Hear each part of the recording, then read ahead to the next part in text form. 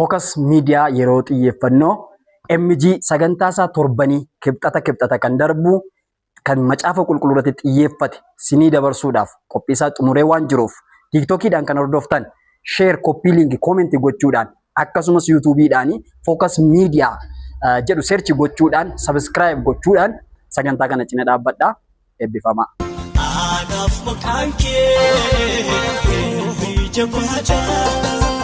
Yorsisa dina Mansudada Ija kolfude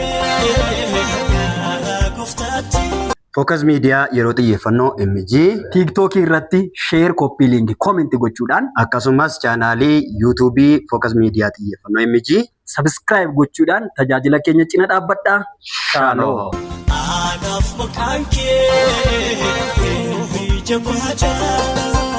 Yorsisa dina